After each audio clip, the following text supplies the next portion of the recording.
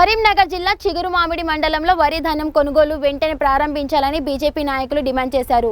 మండల అధ్యక్షుడు పోలు సంతోష్ ఆధ్వర్యంలో తహసీల్దార్కు వినతి పత్రం అందజేశారు. ఐకేపీ కేంద్రాలు ప్రారంభమయ్యాయని ప్రకటించినప్పటికీ అన్నీ కేవలం ఫోటోలకే పరిమితం అయ్యాయని ఆరోపించారు. ఎండలో రైతులు ధాన్యం ఆరబెట్టుకుంటూ ఇబ్బందులు పడుతుండగా వర్షాల వల్ల నష్టం జరిగే ప్రమాదం ఉందని పేర్కొన్నారు. ట్రాక్టర్లకు జీపీఎస్ అమర్చిన తర్వాత అలాట్మెంట్ వస్తుందనే కారణం చూపుతున్నారని, దీనిపై అధికారులు స్పష్టత లేదని విమర్శించారు. స్థానిక ఎమ్మెల్యే మంత్రి పొన్నం ప్రభాకర్ తక్షణ చర్యలు తీసుకోవాలని, లేకపోతే ఆందోళన చేపడతామని హెచ్చరించారు. ఎంఆర్ఓ గారికి భారతీయ జనతా పార్టీ చిగురుమాడి మండల శాఖ తరఫున వినతి పత్రం ఇవ్వడం జరిగింది. చిగురుమాడి మండలంలో దాదాపు 10 రోజుల క్రితం తూతూ మంత్రంగా కొనుగోలు సెంటర్లు ప్రారంభించి కొబ్బరికాయలు కొట్టి కొబ్బరికాయలకే పరిమితం చేయడం జరిగింది.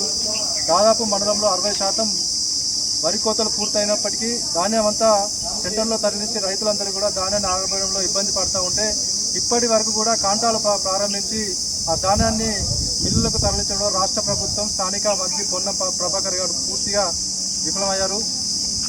కాబట్టి మేము ఈ సందర్భంగా పొన్నం ప్రభాకర్ గారికి, రాష్ట్ర ప్రభుత్వాన్ని ఒకటే డిమాండ్ చేస్తూ ఉన్నాము.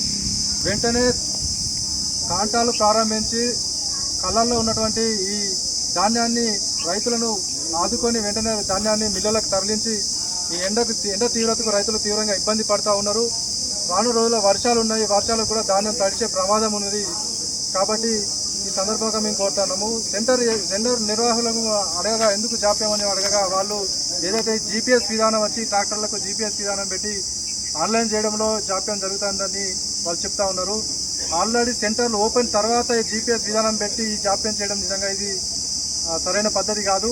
పాత పద్ధతిలో ఈ ఒక్క ఫసలుకు పాత పద్ధతిలో వెంటనే ధాన్యాన్ని తరలించి వచ్చే సీజన్లో జీపీఎస్ విధానం పెట్టుకొని ముందస్తు ట్రాక్టర్ యజమానులకు వారికి సమాచారం ఇచ్చి వారి జీపీఎస్